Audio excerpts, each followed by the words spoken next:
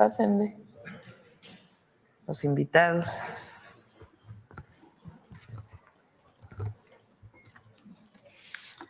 Bueno, hoy tenemos al secretario de Economía, Marcelo Ebrard, que nos va a dar una muy buena noticia.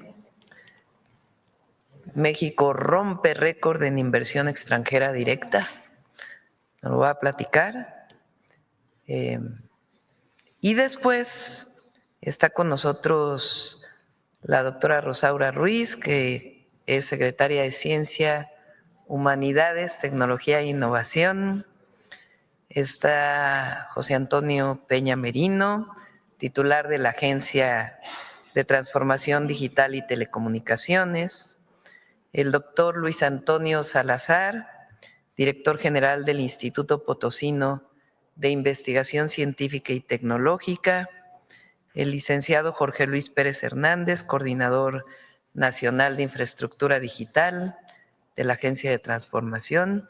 Y tenemos el agrado de tener aquí, nos da muchísimo gusto, al doctor Mateo Valero Cortés, que es director del Barcelona, bueno, lo voy a decir en español, director del Centro de Supercómputo de Barcelona,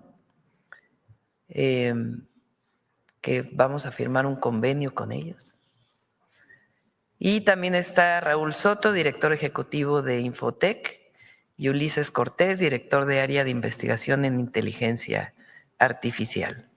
Bueno, entonces la primera parte es Secretaría de Economía, y como parte del Plan México, por eso es algo que hemos venido trabajando juntos, es esta red de supercómputo que se va a desarrollar en nuestro país con una supercomputadora, la más grande de América Latina en México. Y vamos a iniciar, aunque ya hemos trabajado con ellos, con un convenio muy importante con el Centro de Supercómputo de Barcelona, en España.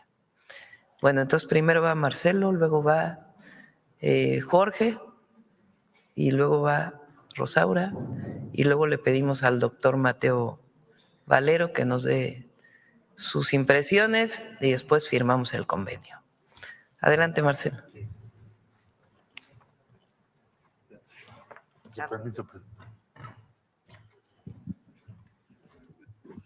Con su permiso, Presidenta. Muy bienvenido, Mateo. Rosaura, saludo a todos los invitados. Muy buenos días. Bueno, 4 buenas noticias. La que sigue, por favor. Antes de entrar a las cifras, 4 buenas noticias. La primera, aumento de la inversión extranjera directa en México. Vamos a alcanzar récord histórico este último trimestre, de acuerdo al Registro Nacional de Inversión Extranjera. Vamos a llegar casi a 41,000 millones de dólares. Si comparamos, 41,000 millones de dólares es lo que llevamos este último trimestre. Si lo comparamos con 2024, creció 15%. Todas las expectativas es que no tuviéramos un crecimiento de ese tamaño. Quisiera yo detenerme un poco en esa primera noticia, que es muy buena, para explicarles por qué es tan importante. Porque significa, ese ritmo de inversión extranjera directa, significa que los inversionistas de todo el mundo están decidiendo invertir por México en mayor proporción a la que habíamos incluso esperado. Por eso es muy, muy buena noticia. De lo que más crece en esta cifra, casi 41,000 millones de dólares, comparado con el año anterior, ¿qué es lo que más crece? Nuevas inversiones. Pasan de 2,000 millones a 6,500 millones de dólares. Nuevas inversiones en el país. O sea que no son reinversiones, sino inversiones nuevas. Esa es la segunda muy buena noticia. Y bueno, pues si lo comparamos, aquí les puse desde el 2018 a 2025, la inversión extranjera directa en México ha crecido casi 70%. 69%, para ser muy exactos. O sea, es un crecimiento constante, pero se está acelerando. Eso significa confianza en el gobierno de la presidenta Sheinbaum. Eso significa expectativa positiva en favor de México, porque de otra manera sería impensable tener esos números. Y eso consolida una tendencia, porque ustedes recordarán que el trimestre anterior también tuvimos muy buenos números. Bueno, pues vuelve a crecer. Entonces, creo que es muy buena noticia para nuestro país y felicidades, Presidenta. Bueno, la siguiente buena noticia que me pidió la Presidenta que les comparta, siguen creciendo nuestras exportaciones. Muchos pensaban que por la nueva circunstancia, porque tenemos, pues hay nuevos aranceles, etcétera, tendríamos dificultades en nuestras exportaciones. Siguen creciendo, México sigue creciendo en su ritmo de exportación al exterior, evidentemente. Entonces aquí les puse nada más la cifra de dónde, cómo ha ido creciendo, cuál es la tasa anual de crecimiento y cómo han pasado las exportaciones cada año hacia arriba, hacia arriba, hacia arriba. Ahí tiene ya un desglose. La que sigue, por favor. Bueno, y finalmente la otra buena noticia que me pidió la Presidenta que les diera es, ya se comentó, que vamos a ser la sede de APEC. ¿Qué es APEC? Es una organización de todos estos países. Les puse las banderitas. En resumen, pues está China, está Estados Unidos, está Canadá, está Corea del Sur, está Japón, está Australia, está México, está Perú, en fin. La cuenca del Pacífico. Significa el 61% del Producto Interno Bruto de todo el mundo. O sea, es la esfera económica más relevante del mundo. Y la sede va a ser aquí en 2028, se aprobó por unanimidad, si no, no podría ser la sede, y me parece que también es muy buena noticia por el rol que México está jugando respecto a todos esos países, porque significa diversificación, significa estar presentes entre las Américas y Asia, y significa también una muestra de confianza, de respeto, reconocimiento a lo que México está haciendo y a cómo está conduciendo nuestra presidenta los destinos del país. Pues esas son las buenas noticias. Gracias. Gracias, Presidente. ¿Quién sigue? Si me permiten la PPT, para presentar el Centro Mexicano de Supercómputo. Hoy vamos a mostrar o presentar 3 puntos importantes de este. Siguiente, por favor. El Clúster Nacional de Supercómputo dentro de la CECITI, que es algo que estamos trabajando con el equipo de la secretaria Rosaura.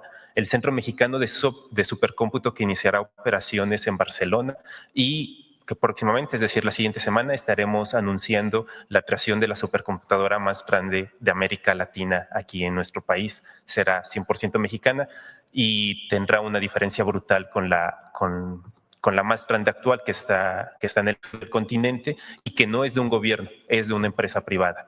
Siguiente, por favor. ¿Por qué con Barcelona? Barcelona es uno de los centros de supercómputo no solamente más avanzados de España o de Europa, sino a nivel mundial. Justamente la semana pasada cumplieron 20 años de existencia. Es la 5ª supercomputadora que ellos van actualizando desde estos 20 años que han iniciado con el doctor Mateo Valero, que hoy nos acompaña, y ha apoyado en varios proyectos a nuestro país. Simplemente el año pasado tuvo una aportación de 440 proyectos en esta supercomputadora, desde cuestiones como chips, desarrollo de gemelos digitales, planetas, cuerpos humanos, investigación en clima, que es algo que estaremos desarrollando también aquí en nuestro país y que en unos minutos seguramente el doctor Mateo podrá explicar de mejor manera. Siguiente, por favor. ¿Por qué no explicas qué es el supercómputo? Ok. En una computadora normal como la que tenemos en casa, no es posible procesar la cantidad de datos que hoy en día se generan. Simplemente, incluso nosotros, juntando toda la capacidad de cómputo que tenemos, hay operaciones que nos toman hasta 30 días resolver.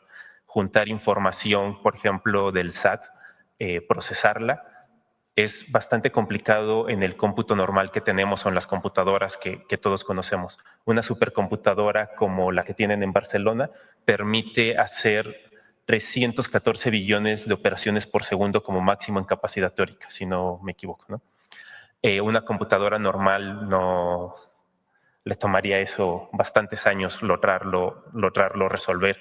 Problemas que aquí se pueden resolver en horas o días, en una computadora normal nos tomarían un par de años si es que fuera posible. Digamos que el orden es un 1 y 9 ceros, es lo máximo que se puede en el cómputo normal. Una supercomputadora con estas es un 1 y 15 ceros, ¿no? Para tener una aproximación de la cantidad de operaciones. Este acuerdo que hoy vamos a firmar o que van a firmar el Centro de Investigación Potosino y Infotec y obviamente el Centro de Supercómputo en Barcelona, lo que pretende es arrancar ya, porque si construir una computadora de este tamaño toma de 24 a 36 meses. Si hacemos eso, estaríamos hasta el 2028 resolviendo problemas que ya tenemos el día de hoy. Para mitigar esto, hemos hablado con el Centro de Supercómputo de Barcelona y vamos a iniciar esta colaboración para empezar a resolver estos problemas ya. Es decir, a partir del siguiente año ya podríamos estar trabajando en conjunto. Los datos estarían a resguardo del gobierno mexicano, de los investigadores. Los datos no estarían en control de nadie más y estarían participando investigadores, sobre todo de CECITI, del Instituto Politécnico Nacional, obviamente de la Agencia de Transformación Digital de Infotec y del Instituto Potosino. Siguiente, por favor. Siguiente, por favor. Esto es justamente lo que explicaba. ¿Qué proyectos queremos resolver ya? El primero que nos interesa y que nos han encargado es el modelo del clima en México. Como saben, hemos tenido algunos casos importantes con el clima en nuestro país, algunos cambios, y tenemos que mejorar estos pronósticos. Para mejorarlos se necesita supercómputo precisamente. Si bien hay varios investigadores, tanto en la CECITI, en la agencia, en el Sistema Nacional Meteorológico, en la UNAM, lo que les falta es capacidad de cómputo para mejorar estos modelos. Las manos, la capacidad técnica la tenemos en nuestro país, nos falta esta parte y Barcelona desde luego nos ha brindado la mano para apoyarnos en esta parte de capacidades técnicas de infraestructura. Pero no nos vamos a quedar ahí.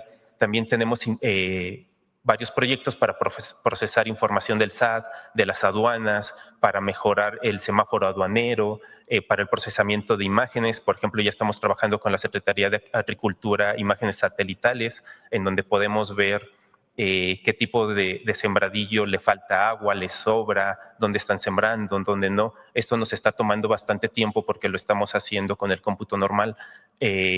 Son más o menos 2 millones de imágenes las que tenemos que analizar. Llevamos un 10% en este tiempo. Con eso queremos alimentar un modelo de inteligencia artificial que nos ayude a procesar el 100% de las imágenes. Y no nos vamos a quedar ahí. También hay modelos de lenguaje masivo para asistencia virtual que están trabajando sobre todo en la Secretaría de Ciencia y Tecnología. Son proyectos ya avanzados, pero que les falta capacidad de cómputo para poderlos ejecutar al 100%. Muchas gracias. Sería todo de mi parte. De supercómputo. Buenos días a todos y todas. Con su permiso, Presidenta. Pues es una gran noticia, evidentemente, para la ciencia mexicana, este gran avance que está presentando nuestra Presidenta. Y para iniciar todo este proceso, estamos trabajando con todas las universidades mexicanas que tienen, entre todas, podríamos decir, algún pequeño supercómputo. Estamos trabajando en ello. Pero vamos a firmar un convenio con este Barcelona Computing Center, que es la computadora más importante de España, y el convenio lo vamos a firmar entre la CECITI, también representada por el IPICIT, por el centro de nosotros en San Luis Potosí. Va a estar la agencia digital y vamos a empezar todo un proceso para fortalecer esta área en México y indudablemente aprovechar las buenas prácticas para el desarrollo de las capacidades institucionales. Por ejemplo, este convenio tiene que ver con la investigación científica y tecnológica en general, con la formación de recursos humanos especializados en estos temas, la transferencia tecnológica y la innovación, el desarrollo de capacidades en investigación en cómputo de alto rendimiento e inteligencia artificial. Algunas áreas de cooperación son el intercambio de conocimientos y buenas prácticas de gestión, operación y sostenibilidad de infraestructura de cómputo de alto rendimiento especializadas en inteligencia artificial, el acceso compartido a infraestructura de cómputo de alto rendimiento en ambas partes. Evidentemente, en este momento, pues ellos tienen la computadora que es la número 9, ya lo explicará Mateo, de Europa, y la 19 del mundo, ¿no? O sea, explicarán. O sea, es una computadora muy poderosa y el acuerdo que estamos firmando es tener un grupo de investigadores e investigadoras en este campo del supercómputo y la inteligencia artificial en Barcelona, que es el sitio donde está esta computadora española. Entonces, el convenio tiene que ver con intercambio, con proyectos conjuntos que vayamos a elaborar. Particularmente se mencionaba este tema que le ha preocupado mucho a la presidenta, la prevención de los posibles desastres que pueden desarrollarse por fenómenos naturales, si no estamos preparados para ellos y tenemos que tener cada vez mejor formas de predicción. Es entre muchos, en salud, en educación, en prácticamente todas las áreas. Por supuesto, el trabajo con las empresas también, pero en este momento lo que vamos a firmar es ese convenio con este centro para que todas las instituciones de México que están representadas en CECIT y en la agencia digital colaboren formemos más gente, necesitamos formar mucha más gente, mandar allá postdoctorantes, doctorantes, etcétera, y en este momento podemos firmar el convenio. Pero que venga Mateo. O primero hablaría Mateo. Mateo, por favor. Él es el director del Centro de Barcelona, la computadora española. Y ¿qué voy a hacer? ¿Presentar mi presentación? ¿O qué? Sí, adelante. Ah, ahora, es que la veo allí ahora. ¿Tiene micrófono?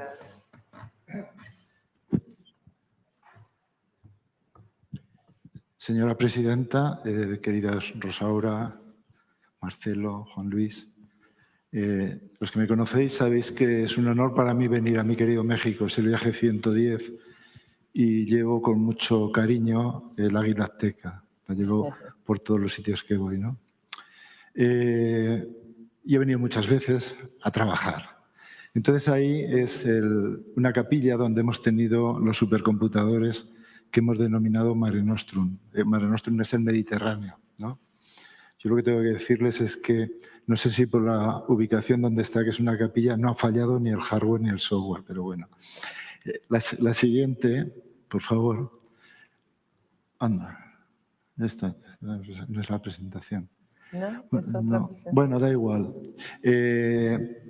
No es la presentación. Pero quiero decirles que un centro de supercomputación es un centro donde se hace ciencia utilizando supercomputadores.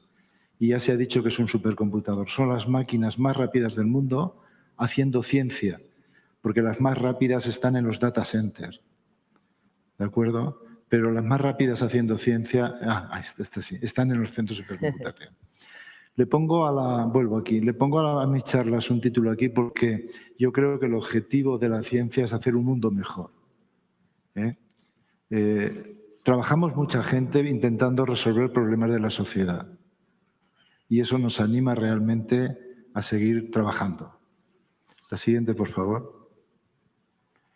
Aquí lo que intento explicar es de que cómo se hace ciencia de muchas formas, pero en los centros de supercomputación tenemos computadores muy rápidos, tenemos ahora la ayuda de la inteligencia artificial, tenemos programas y tenemos personas. Y con esos ingredientes yo digo que se pueden hacer muy buenas paellas. Ahora las jóvenes y los jóvenes no tienen excusas para no soñar, para no intentar resolver problemas que hace unos años era impensable. La siguiente, por favor. Este es el Barcelona Supercomputing Center, es el centro español, ubicado en Barcelona. Es un producto, yo siempre digo, de la colaboración entre instituciones. Es muy importante que las instituciones colaboren, entre el Gobierno de España, el Gobierno de Cataluña y mi universidad, la Universidad Politécnica de Cataluña. Pero también es un punto de encuentro entre la ciencia y la sociedad, como decía. Y ahí estamos, llevamos 20 años, teníamos otros 20 años de otro centro, y estamos muy animados. La siguiente, por favor, iré rapidito. La siguiente. Este es el Mare Nostrum 5. Hemos tenido 5 supercomputadores. El Mare Nostrum 5 son 4 computadores a su vez. La segunda línea fue el número 8 hace 2 años, ahora es el 14. Los clasificaron ayer en San Luis, de los gringos. Y la primera pues, fue el número 19. Para ver cómo va la tecnología, el del Mare Nostrum 5 al 1 es 10.000 veces más rápido. 10.000 veces más rápido, desde el año 2004 hasta 2024. Y la otra cosa es que cada chip de los que hay aquí es 3 veces más rápido que todo el Mare Nostrum 1 que estaba en la capilla. La tecnología ha evolucionado a una velocidad tremenda.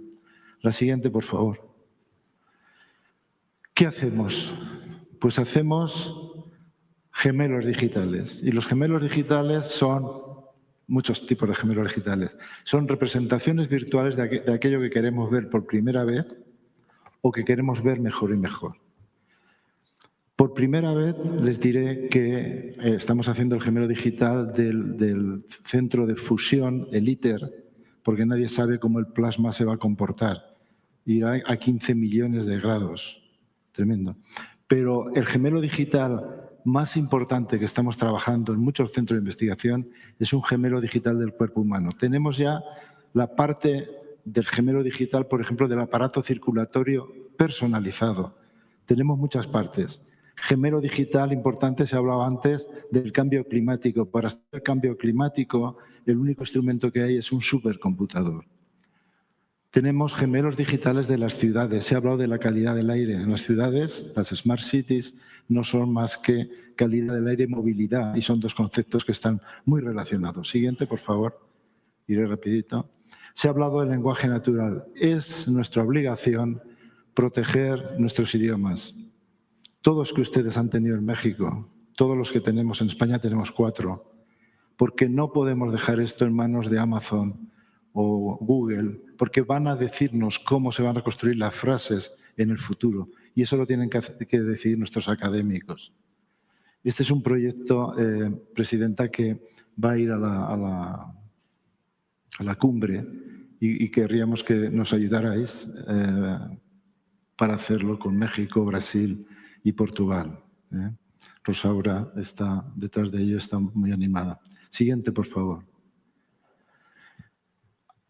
Hay una cosa que cuando uno mira los supercomputadores, todo el hardware es de los americanos. Esto no puede ser. Dependemos totalmente de ellos. Entonces, en el Barcelona Supercomputing Center tenemos un grupo muy grande diseñando chips, con la idea de que los siguientes Mare Nostrum, el 6, dentro de 4 años, tenga chips europeos. Aquí tienen ustedes algunos, y lo que tengo que decirles es que ¿dónde empezó la historia? Pues empezó aquí en el Politécnico, en el CIC, con 2 de mis doctorandos que están allá brillantísimos, Luis Alfonso Villa y Marco Antonio Ramírez, ¿no? Y estamos haciendo ahora chips con Intel de 3 nanómetros, que es muchísimo. Adelante. Aquí están ellos, guapos. Adelante. Bueno, estaré acabando ya. Presidenta, nosotros somos un centro de investigación. No debemos olvidar la investigación. Y usted sabe que, como decía Mandela, a mí me gusta mucho decirlo, la educación es lo más importante porque nos alinea a todos independientemente de nuestro origen, pero la investigación es el mecanismo que tenemos los países pobres como España para intentar hacer algo. Nosotros somos fundamentalmente un centro de investigación que publicamos en las mejores revistas y congresos. Somos 1.400 personas, 1.200 investigadores. Pero también tenemos que producir puestos de trabajo en nuestros países. Somos un centro que trabaja con las empresas, que les ayuda y que además creamos empresas spin-off. Y esto lo hacemos bastante bien. En estos 20 años hemos traído 600 millones de euros de empresas competitivas y cuando vienen es porque lo que hacemos les hace ganar mucho más dinero. El ejemplo más claro fue para Repsol, para decirles dónde pinchar en ambientes difíciles de obtener petróleo como es el Golfo de México. Ganaron centenares de millones de euros. Tenemos las spin-off y luego pasamos, lo siguiente. Estas son las spin-off, pasamos. Bueno, empezaría aquí. Había otra slide de que en Europa es tan importante la inteligencia artificial. Yo digo que tenemos un centro de inteligencia artificial, el Barcelona Supercomputing Center es un centro de inteligencia artificial, que tenemos la suerte de tener máquinas muy poderosas. Por lo tanto, podemos hacer investigaciones, desarrollos tecnológicos que en otros sitios no los pueden hacer. Y Europa se ha dado cuenta también de eso y además de los centros de supercomputación, ha establecido una política de tener AI, factorías de inteligencia artificial y gigafactorías. El BSC también tendrá una AI Factory y estamos luchando por la Gigafactory, que son máquinas más potentes que las que tenemos. Con México, ¿qué les voy a decir? Yo vine a mi querido México en el 95, colaborando en proyectos europeos con el CIC. De hecho, pues junto con el profesor Ulises Cortés, pues ayudamos a definir el SIC en el Politécnico, ¿no? Y no hemos parado de venir. Y aquí ya se han nombrado, hay 4 proyectos grandes en los que hemos colaborado. El anterior. Bueno, hemos tenido becas por doctorales del CONACYT, hemos formado a gente que luego han venido por aquí, bastantes de ellos, y en cuanto a aplicaciones, a gemelos digitales, hemos tenido proyectos como el Enersico, que ahorró mucha plata a Pemex, explotando un pozo de petróleo, el Calíope, que es la calidad del aire, y el otro día, Presidenta, seguramente usted supo que hacíamos la simulación del Urgent Computing, simulamos con el computador un posible terremoto en México y qué consecuencias podía tener. Son máquinas prodigiosas y resulta que nos han dado el premio en el Congreso de Supercomputación que hay ahora en San Luis, nos han dado el premio a la colaboración entre México y el BSC. La siguiente. Este es Ciudad de México, el Calíope, estoy acabando ya. Esto es la calidad del aire, ya hemos hablado. La siguiente. Este es el simulacro, y esto es lo que he dicho aquí abajo, que hemos obtenido un premio mundial de los resultados que obtuvieron. Y ese software ha sido realizado por gente de México utilizando el Mare Nostrum. Las posibilidades de utilizar estos supercomputadores con la inteligencia artificial son enormes para un país. La siguiente ya. El Enersico, un proyecto de energía. Y esta es la última. Perdón si me he extendido, pero me gustaría haber estado 2 horas explicando realmente más cosas. Decirles que hay un tema muy importante. Hace unos años se decía que el país que no computa no compite, ¿no? Y eso más o menos era verdad. Ahora hay una cosa mucho más fuerte. El país que tenga el cálculo, computadores y datos propios podrá hacer cosas que de otra manera se las harán y no será soberano. Y por eso es muy importante tener estas máquinas que se dedican a la inteligencia artificial, a la supercomputación, tener gente preparada y resolver problemas para la sociedad. ¿Para qué? Para hacer un mundo mejor, como he dicho, que es el objetivo para mí de la investigación. Muchas gracias. Gracias, Mateo. ¿Quieres comentar del...? Si regresamos a la primera slide de la presentación previa, solo para recapitular, como parte del Plan México, es un programa de supercómputo mexicano que, como explicaba Jorge, nos permite resolver problemas públicos, también privados, que requieren una capacidad de computación pues muy elevada y que nos permitan además hacerlo en un tiempo bastante reducido. La semana siguiente anunciaremos la creación de la supercomputadora más grande de América Latina, que será una supercomputadora mexicana.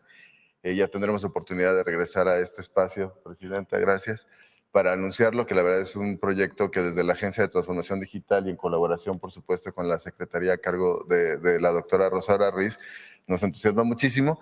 Y hoy lo que estamos anunciando es la firma de un convenio con el Centro de Supercómputo de Barcelona, que crea dentro de las instalaciones de este centro de supercómputo el Centro Mexicano de Supercómputo.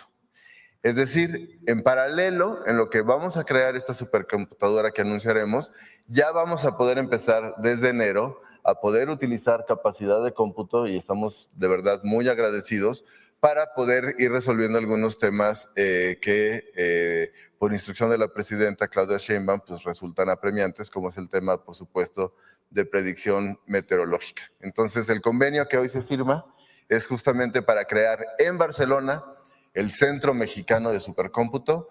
Es, la verdad, un esquema de colaboración único, intensivo, que incluirá, por supuesto, a cargo de la Secretaría de Ciencia, Humanidades, Tecnología e Innovación y de la Agencia de Transformación vía Infotec, que especialistas mexicanos, investigadores mexicanos, vayan a Barcelona con total soberanía en términos del manejo de los datos y puedan ya ir utilizando la capacidad para ir resolviendo problemas, reitero, públicos y apremiantes. La verdad es un momento, es un paso histórico en términos de la capacidad de cómputo y supercómputo en México. Estamos muy agradecidos y ya les daremos el detalle de la computadora, supercomputadora mexicana la semana que entra. Sería eso, Presidenta. Muchas gracias. Adelante. Vamos a firmar el convenio. Marcelo, todos ven. Los invitamos a todos.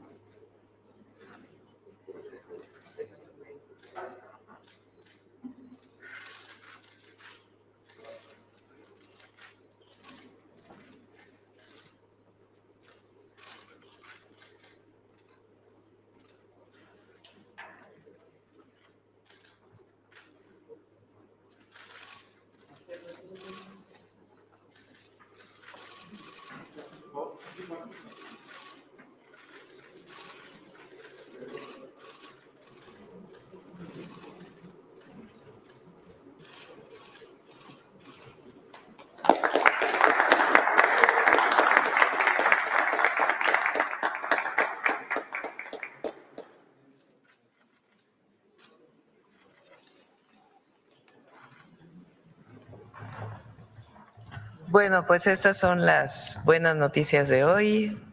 Rompimos récord en inversión extranjera directa y si recuerdan en los 100 puntos que presentamos en el Zócalo cuando llegamos al gobierno, hay un punto que dice hacer de México una potencia científica. Hoy por hoy no podríamos, además obviamente de los grandes investigadores, investigadoras, científicos, científicas que hay en México, para poder dar un siguiente paso, pues necesitamos capacidad de cómputo, que se puedan procesar los datos mucho más rápido. En eso hay supercomputadoras en México, en la UNAM, en el CICES, en Ensenada y en muchas otras universidades. Todas esas supercomputadoras, que son pequeñas comparado con lo que tiene Barcelona o con lo que queremos construir, también las vamos a conectar. Mientras tanto, esta firma es importantísima. Fíjense, para poder analizar los datos de clima, para hacer predicciones meteorológicas, si tuviéramos una red de supercómputo podríamos analizar los datos mucho mejor y poder predecir mejor, entre otras muchas cosas. En lo que se construye la supercomputadora en nuestro país, que va a dar un impulso enorme al desarrollo de México y a la capacidad científica y tecnológica de nuestro país, nos abren la puerta en la supercomputadora de Barcelona.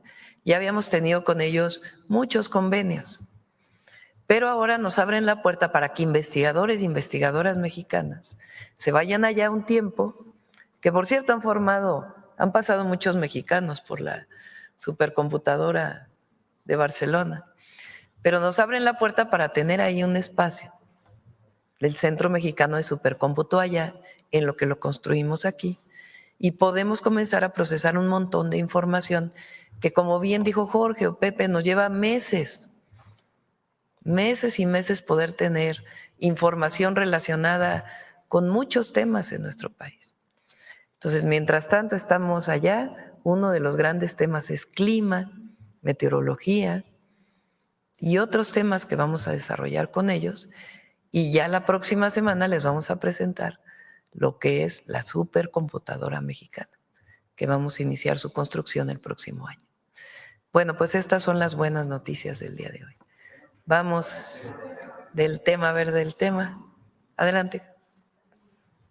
Sí, tú. Ajá. ¿Yo? Sí. Muy buenos días, Berta Alicia Galindo, alcanzando el conocimiento y el regreso de Donald Trump. Pues, Presidenta, la felicito porque, bueno, pues esto ya es un paso muy importante en la política científica. Pero bueno, también quisiera preguntarle, pues, cómo han mencionado también a la iniciativa privada, cómo la van a tomar en cuenta. La semana pasada, la secretaria Rosaura Ruiz, en el evento de inteligencia artificial en Santa Fe, pues le hice un llamado a todos los empresarios para justamente que se sumen a todas estas iniciativas y cómo piensan sumarlos, porque bueno, pues también se necesita de la iniciativa privada. Por otra parte, también le quisiera preguntar al secretario Marcelo Ebrard, bueno, pues de su visita en la APEC, es un logro que también la APEC se celebre aquí en México. Y bueno, pues también hay desafíos para el TEMEC. En una reunión en donde estuvieron ellos, en el TEMEC, también los empresarios decían, bueno, hay asuntos con las universidades, asuntos burocráticos que no podemos trabajar con ellos, ¿cómo van a resolver estas estas burocracias que los centros de investigación y las universidades por muchos años han tenido para trabajar como parte de la innovación, como hacer las cosas más rápidas, como se necesitan para un desarrollo más rápido? Y bueno, también la caída de la industria manufacturera. Y ayer el secretario de Economía decía que bueno, México necesita una política industrial muy fuerte. Bueno, ¿cuáles son los pasos? Bueno, estos son mis temas. Sí, bueno, en la primera pregunta, este es un centro público y es muy importante. Las empresas privadas, hay grandes empresas telefónicas, por ejemplo, que tienen sus propias computadoras, sus centros de datos, pero es muy importante que México tenga un centro público, una supercomputadora pública, que está al servicio de la gente, del desarrollo del país, de la investigación científica, del propio gobierno, de gobiernos estatales y también de la iniciativa privada, que si quiere desarrollar algo, pues pudiera llegar a contratar al centro de supercómputo que tendríamos más adelante. Eso por un lado, pero es importante que haya un centro público, que el Estado mexicano, más allá del gobierno, y la comunidad científica, pues tenga acceso a una computadora que permita el desarrollo de nuestro país. Ahora, hay mucha relación con la iniciativa privada en muchos temas. Por ejemplo, también en la construcción de centros de datos en México. Recientemente estuvo aquí también el secretario de Economía y una empresa que está instalando un centro de datos en Querétaro. Y hay muchas solicitudes para instalar centros de datos. Centros de datos también es para el almacenamiento de la información que se requiere ahora con la inteligencia artificial. Entonces, hay mucha relación, pero en particular la supercomputadora es muy importante que sea pública. Gracias. Bueno, y Marcelo para... Con su permiso, Presidenta. Bueno, brevemente diría, pues está en curso, el Plan México lo que establece es vincular ¿qué cosa? Innovación, financiamiento, empresas del sector público y empresas del sector privado, para que esa capacidad que tenemos en nuestro país tenga cada vez mayor posibilidad de generar riqueza. Todo está en curso, para eso son los aranceles, es un instrumento.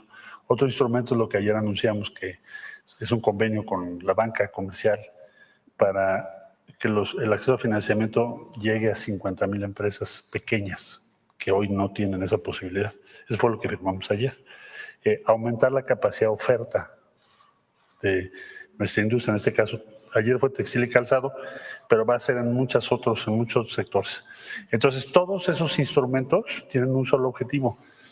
Se llama política industrial, que es desarrollar más rápido nuestras capacidades, tanto en los sectores que ya conocemos como nuevos sectores. Por ejemplo, semiconductores, por ejemplo, lo que hoy estamos viendo, que nos abre la puerta para muchísimas cosas en la economía. Toda tu planeación de energía, investigación de muchas nuevas iniciativas que vamos a tomar. Entonces, todos los instrumentos para generar empleo y riqueza. Con eso es la política industrial, lo que estamos tratando de hacer. Gracias. Adelante. A ver. Muchas gracias. Muchas gracias, Presidenta. José Manuel Fuentes, de Capital 21. Preguntarle, en primer lugar, ¿cómo se va a aprovechar el Plan México ahora con la cumbre que estuvo el secretario de Economía, Marcelo Ebrard, con la PEC? Y además quedó pendiente también que nos dijeran la importancia de que México pues va a ser sede en 2028 de la PEC, que es una cumbre muy importante en materia geoeconómica y geopolítica. Marcelo. Bueno, estimamos que los países representados en la PEC para los próximos 30 años tendrán la más alta tasa de crecimiento económico. México tiene, bueno, está Estados Unidos, Canadá, pero también está China, como ya mencioné, Japón, Corea del Sur, Indonesia, Tailandia. También estuvo invitado Malasia, hizo uso de la palabra. O sea, son economías que están creciendo muy rápido. México tiene con Vietnam, México tiene tratados comerciales con algunos de ellos de manera importante y con otros no. Pero somos como un puente somos el principal socio de Norteamérica y somos uno de los principales socios también de varios de esos países, por ejemplo, de Japón, de Corea del Sur, de China, en fin, de varios países. Entonces vamos a ser como un puente, es la presencia de México en el ecosistema económico que va a crecer más en los próximos años. Por eso es muy importante que la sede sea aquí. Nosotros vamos a proponer, la presidenta de México va a proponer cuáles van a ser los temas que se van a tocar. Vamos a tener 3 reuniones previas, ministeriales, con el sector privado también, bueno, también están las iniciativas de inteligencia artificial. México acaba de presentar su propuesta, me preguntaron allá sobre eso, sobre el laboratorio nacional que presentó nuestra presidenta. Estamos en los temas, es ponernos a la vanguardia, ser activos, decir, vénganse para acá, vamos a dialogar, vamos a crecer juntos. Eso es lo que nos instruyó la presidenta, es la actitud de México. Secretario, y aprovechando que está con la palabra, preguntarle si los países como Corea del Sur y China no se acercaron a hablar con usted sobre el tema de los aranceles. Incluso vimos que se tomó una foto con el presidente Xi Jinping.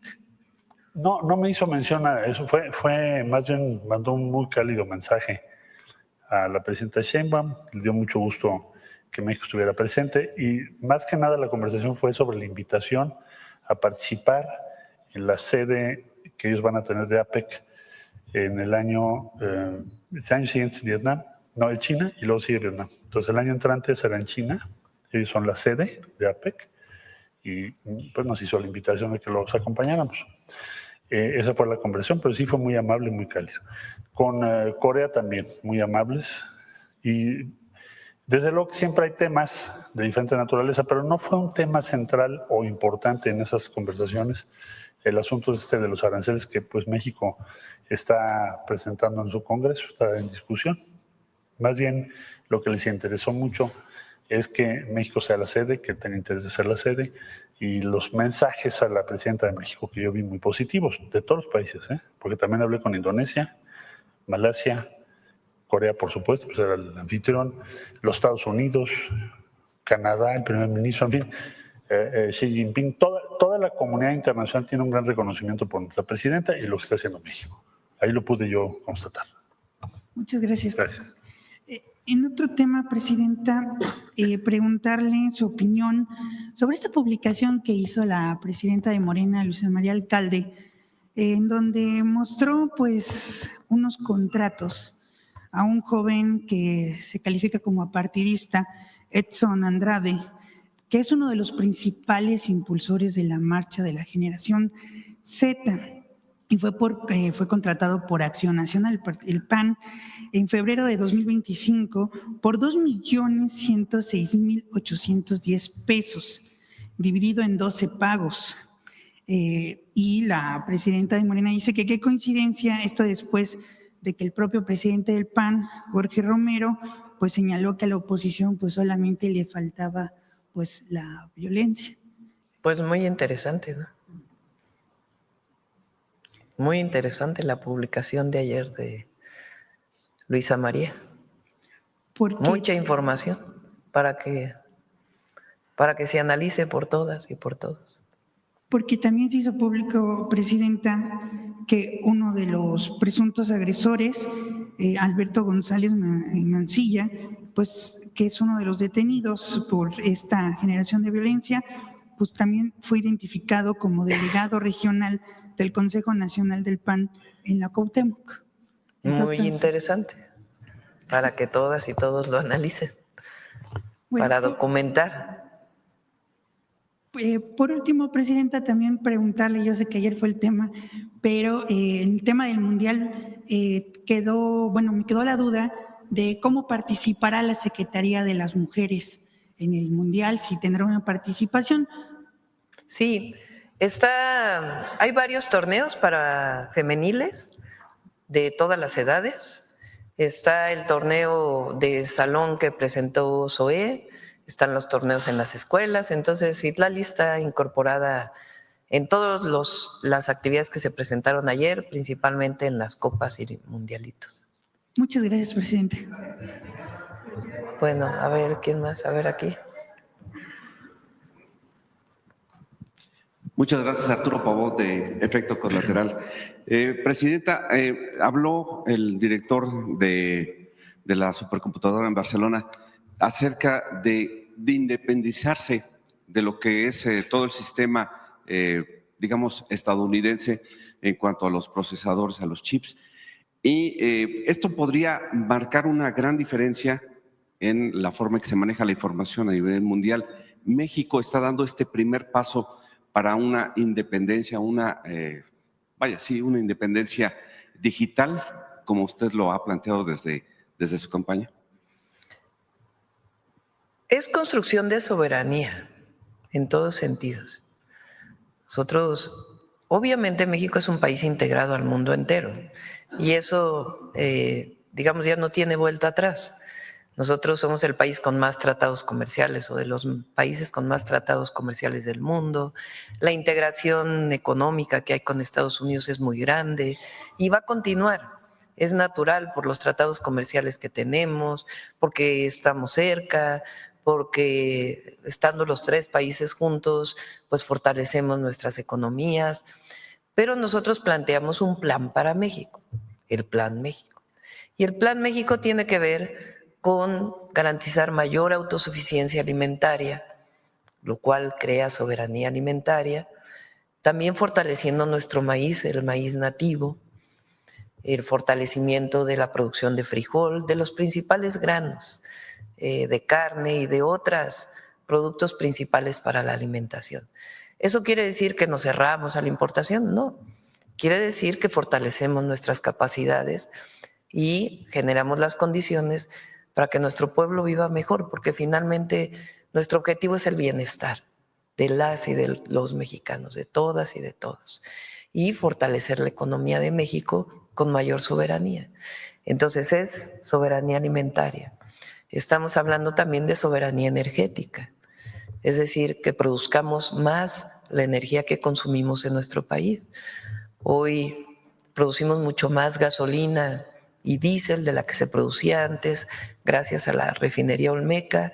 Estamos promoviendo la transición energética para que haya mayor producción de energía solar, energía eólica, que nos permita que con nuestros propios recursos fortalezcamos el crecimiento de México. También importamos mucho gas. Vamos a seguir importando, pero queremos que se produzca más gas en México para fortalecer nuestra soberanía energética. Y así en distintos temas. Uno de ellos también es el desarrollo tecnológico y la soberanía científica.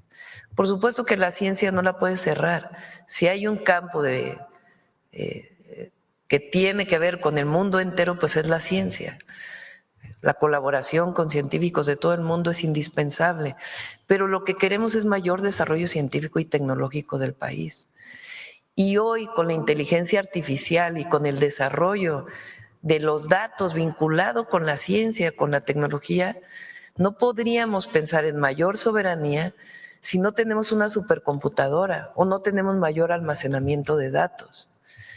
Depender de los demás para que nos den la información para el desarrollo de México, vamos a seguir con mucha colaboración, pero queremos fortalecer a México. Por eso se llama Plan México, porque es el fortalecimiento en distintas áreas. ¿Es solo del Estado? No. La iniciativa privada, el sector social es importantísimo. Es decir, hay necesidad de inversión privada, de que también las cooperativas, los ejidos, las comunidades también tengan su participación. Pero el Estado tiene un papel muy importante y en particular en que no dependamos de otros para el desarrollo de las capacidades mexicanas, sino que podamos tener un centro público de supercómputo, vinculado con las universidades, evidentemente. Eso va a colocar a México en otra posición. Entonces, estamos muy entusiasmados con este proyecto. Pepe Merino estuvo con su equipo en Barcelona, recientemente estuvieron en la India, que ha desarrollado muchísimo sus capacidades de servicios en ingeniería, de cómputo, de supercómputo, de producción nacional. He estado en otros países y tenemos colaboración de muchas naciones también, pero nosotros queremos que en México se desarrollen estas capacidades. Entonces, eso es el Plan México. Gracias. Mateo. Aquí, digamos, yo diría 3 temas, Presidenta, muy rápido. Lo primero, que es lo más importante, es lo que la Presidenta ya señaló.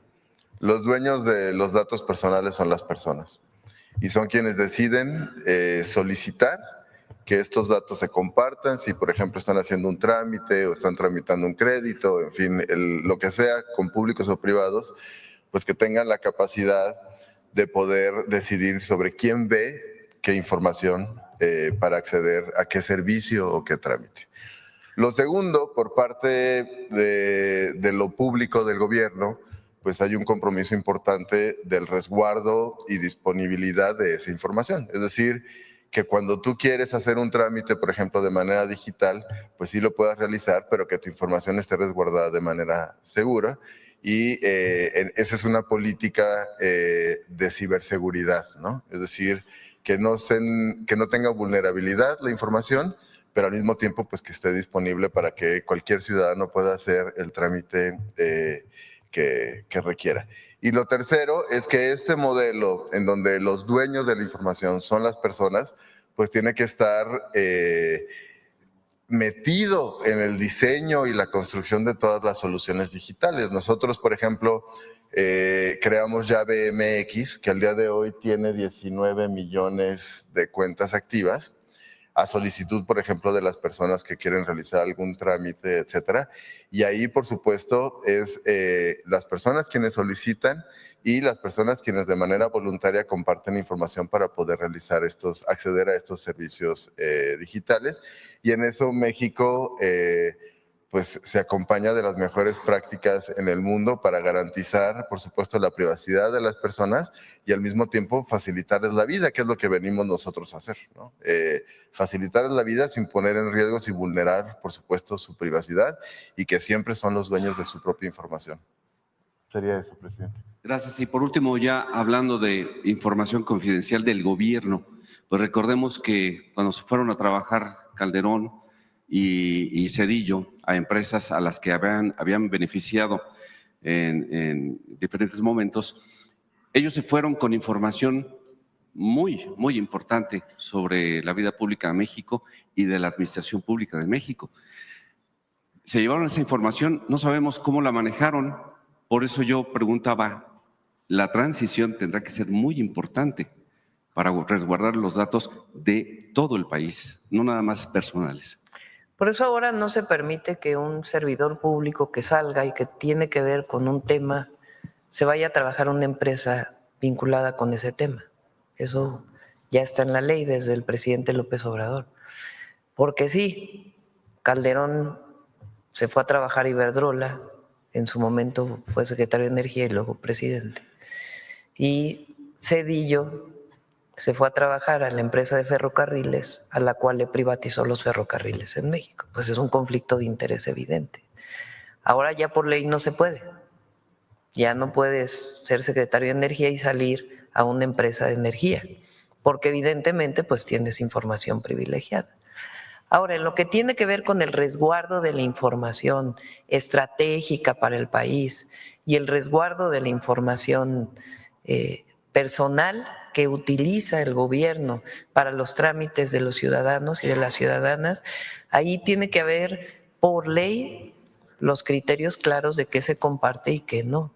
En el caso de la información personal, no se puede compartir nada que no tenga que ver con los propios trámites que realiza la persona. Cuando sacamos una credencial del INE, que ya no es el gobierno, sino es una institución autónoma, pues le estamos dando datos personales, incluso nuestra fotografía, nuestra huella digital. El INE tiene la responsabilidad de resguardar esos datos por ley. La información estratégica que lleva el Centro Nacional de Inteligencia, por ejemplo, y ahora el nuevo Sistema Nacional de Inteligencia e Investigación, en la propia ley establece claramente el resguardo de esa información, porque alguna es información estratégica de la nación y la otra pues son informaciones individuales de las personas que no pueden compartirse. En eso la ley de datos personales es muy importante en nuestro país. Muchas gracias. Bueno, tengo algunas limitaciones legales de las, no te puedo dar los nombres de las compañías, pero sí te puedo dar los sectores principales. Tengo, en primer lugar, energía. En segundo lugar, son inversiones vinculadas a centros de datos. Primero, energía, centros de datos. 3, obras de infraestructura. Y 4, sector financiero. Son las que tengo registradas en este periodo del que estamos informando. Tienen que ver con la expansión, la llegada a México o primeros arribos de lo que podríamos llamar una nueva economía que está centrada en datos, inteligencia artificial y energía, porque está muy vinculado uno con el otro. Empieza a ser un dato relevante, ya conforme pasen los meses, ahora las próximas semanas, podremos tener más detalles para poderlos a conocer, pero esencialmente están vinculadas con esas actividades.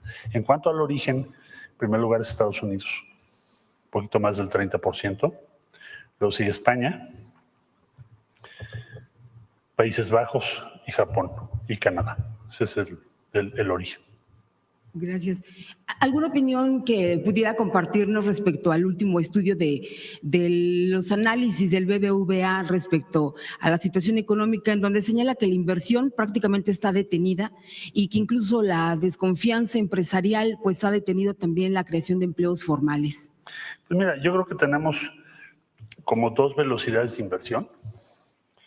Una muy importante tendencia de la inversión extranjera directa y de la llegada a nuestro país de lo que te acabo de referir, en donde yo diría, en la esfera internacional me queda muy claro que la percepción traducida en inversiones es muy positiva sobre lo que vamos a lograr pues, con los Estados Unidos, el principal origen de la inversión es Estados Unidos, y con otros países del mundo, pero principalmente por la revisión del Tratado de Libre Comercio, porque si no, no tendrías ese ritmo de inversión.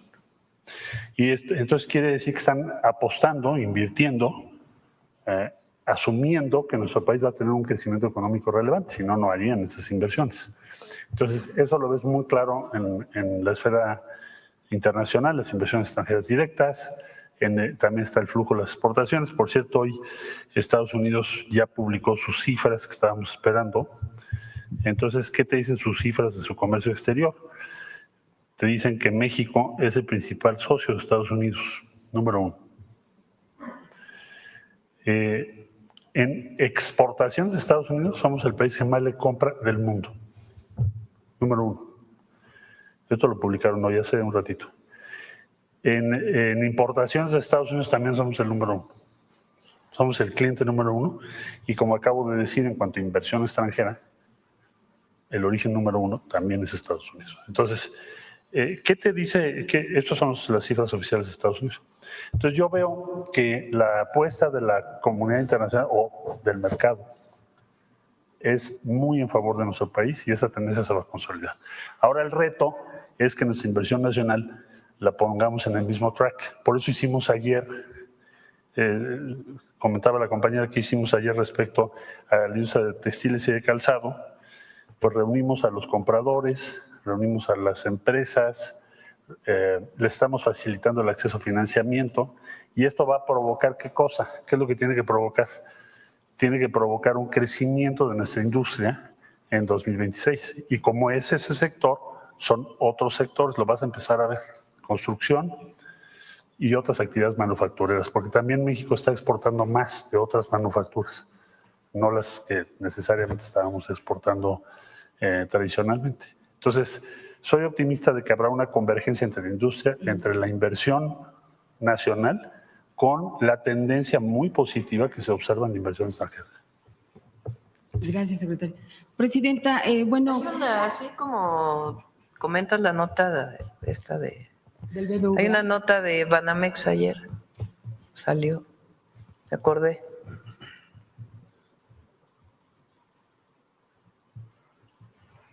También hay, no solo salió Banamex, salieron otros bancos con una expectativa muy favorable para México. Ahora que lo comenta, Presidenta, también ellos adelantan que podría autorizarse este incremento a los mínimos del 11%. Hay también organismos, bueno, primero preguntarle si usted iría por ese porcentaje. Ya porque se está en mesa de trabajo con las empresas, con la representación de los trabajadores. Yo me comprometí a que en campaña a que el salario mínimo tenía que llegar a 2.5 canastas básicas, porque eso garantiza disminución de la pobreza. Entonces, pues tiene que ir en ese marco y de manera muy responsable. Siempre se habla con Hacienda, Hacienda habla con Banjico para que se hagan las expectativas, si hay expectativa de inflación o no, con el aumento a salario mínimo. Se ve el impacto que puede tener en las empresas. En fin, se hace todos los análisis, no es así a dedo de qué se me ocurre ahora, sino en un trabajo muy técnico y pensando siempre en las y los trabajadores mexicanos. Por supuesto. También le quería yo comentar respecto a esto que organismos como el IMEF ayer precisamente señalaban que hay un riesgo latente que si llegara a darse un aumento a los mínimos por arriba de la inflación esperada, esto provocaría prácticamente efectos inflacionarios de los que no se quieren. Habría dinero para adquirir productos, habría dinero por parte de la clase trabajadora, pero en donde ellos ven un riesgo es en la productividad, que no habría productividad deseada para alcanzar las expectativas de ese dinero que estaría fluyendo. Entonces, se ha demostrado que si aumenta el salario, aumenta la productividad. Eso es número uno. Número dos, en la Constitución ya está establecido que el aumento al salario mínimo tiene que ser mayor que la inflación. Pues eso ya no está a discusión. Y número tres, hay mesas de trabajo. No se decide unilateralmente. Se trabaja con el Consejo Coordinador Empresarial y con los sindicatos para poder establecer un aumento que garantice mejor calidad de vida para las y los mexicanos y que no genere problemas en la economía. Este señalamiento de que no habría bienes producidos, entonces digamos que es, pues no sé si alarmista o no tan certero, que pudiera poner en riesgo pues lo que se ha alcanzado respecto al cierre de la brecha. Bueno, pues no sé bajo qué salarial. Elementos hayan planteado esta declaración. Lo cierto es que se hace por consenso, todos los aumentos al salario mínimo han sido por consenso y pues nosotros siempre buscamos que sea el mayor posible, porque le ha ido muy bien a México con el aumento al salario mínimo, muy bien. Porque la expectativa son 3.96 de la expectativa de inflación, entonces podríamos esperar que los mínimos estén todavía por arriba. Quizás no el 11, pero sí arriba del 3.96. Sí, bastante más. Eso es lo que nosotros esperamos sacar de la mesa, porque todavía hay espacio. Ok. Presidenta, pues también hubo un... El salario mínimo hoy al mes en la frontera es mayor, ahí sí hay que revisar para que no pierda competitividad también la frontera norte. Ahí sí, porque ahí ha aumentado casi 3 veces el salario. Pero el salario mínimo está en 8,400 y pico, casi 8,500 pesos al mes. O sea, no estamos hablando, claro, estaba en 3,000 en el 2018, ¿verdad? Pero estamos hablando de 8,500 pesos al mes. O sea, estamos hablando de $450 mensuales. Ayer el acuerdo del PASIC, que tiene una canasta básica distinta, se mantuvo con los empresarios, los comercializadores, que además les agradecemos mucho, se mantuvo en 910 pesos. Esa es la canasta semanal. Entonces, si lo multiplicas por 4, son 3,200. Quiere decir que de un salario mínimo, si solo trabajara una persona en el hogar, pues prácticamente la mitad se va solo para alimentación. Entonces, por eso es importante pensar en las familias mexicanas, en aquellas que ganan un salario mínimo. Ahora recuerden, por ejemplo, que nuestro programa de vivienda es justamente para los que ganan 1 y 2 salarios mínimos, para poder dar acceso a la vivienda a los que más lo necesitan. Pero así esta idea de que el salario mínimo está altísimo, pues Sí, su proyección pensando es de en que aumentaría 309 cuánto pesos puedes diarios. adquirir con un salario mínimo, pues siempre hay que pensar en las familias más necesitadas de nuestro país y el esfuerzo de los empresarios sin generar un problema en la economía mexicana de manera responsable. Sí, presidente, en otros temas, pues sí se reconoce evidentemente el esfuerzo que ha tenido el gobierno junto con Petróleos Mexicanos para tomar medidas en contra de lo que ha sido el huachicol fiscal, incluso también pues todos estos temas que han involucrado en la productividad de la empresa. Sin embargo, ayer que Pemex reportaba a la SEC de los Estados Unidos, a la Comisión de Valores y Bolsa de Estados Unidos, que en donde admite que pues prácticamente medidas de seguridad para reducir el robo de combustible y el huachicol fiscal, pues son uno de los mayores riesgos para su operación. ¿Está enterada de este reporte? ¿Qué piensa? Porque evidentemente el admitir que pues en cierta forma ha fracasado hasta el momento y está en riesgo la operatividad de la empresa. No ha fracasado. Bueno, Primero, no totalmente. el huachicol de picar los ductos, ese ha disminuido muchísimo. Todavía se llega a presentar, pero ha disminuido mucho. Y la importación ilegal de combustible o la importación sin pagar impuestos, porque ese es el tema, se importa sin que se reporte que es combustible, sino reportando otro producto, también ha disminuido. ¿En qué se puede observar? En el incremento de las ventas de Pemex y de los privados.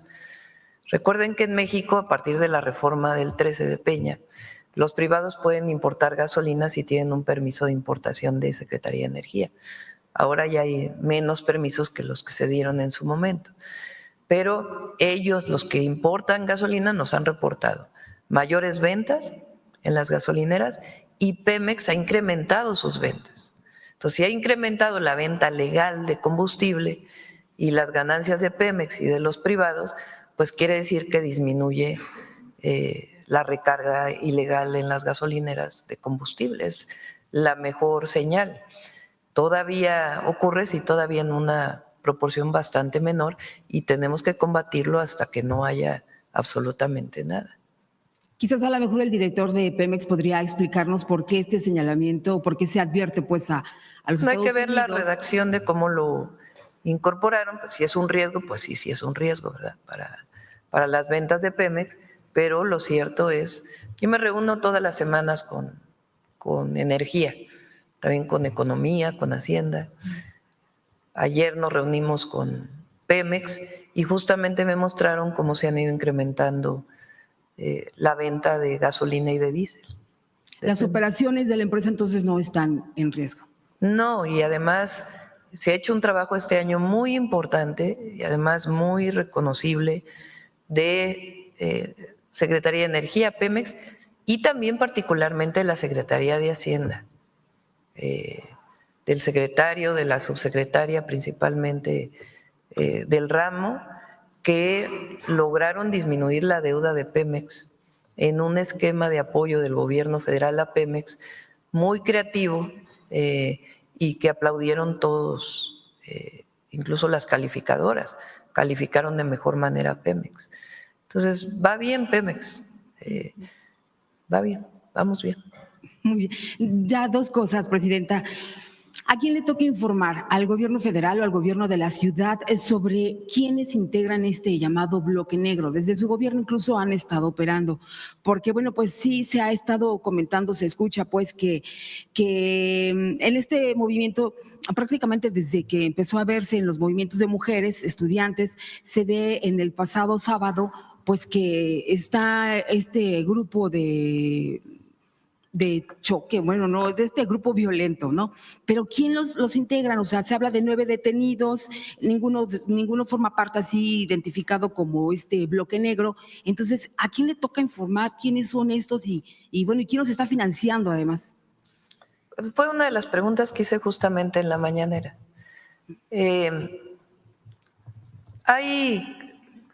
Ya tiene un tiempo desde que fui jefa de gobierno, que hay grupos que se cubren la cara, se ponen de negro y generan actos violentos. Algunos utilizando artefactos pues muy peligrosos. Y ahí pues se hicieron en su momento las investigaciones, hice el llamado a la Fiscalía de la Ciudad de México y al propio Gabinete de Seguridad, que es importante que se investigue quiénes y cómo generaron estos actos de violencia, porque además estos golpes que hicieron a la policía de la Ciudad de México en algunos casos fueron de gravedad. Entonces, tiene que investigarse porque finalmente es un delito, más allá de una protesta social. Entonces, tiene que investigarse. Y ¿quién tiene en este caso que llevar el proceso de investigación? La Fiscalía de la Ciudad de México, y si solicita ayuda, pues obviamente se le apoya con el Gabinete de Seguridad.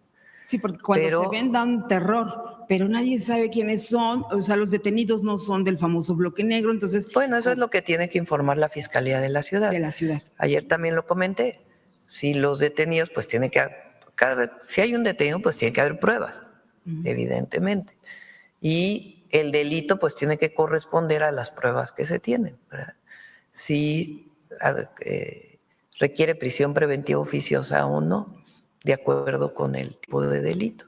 Y eso lo tiene que determinar la Fiscalía de la Ciudad de México.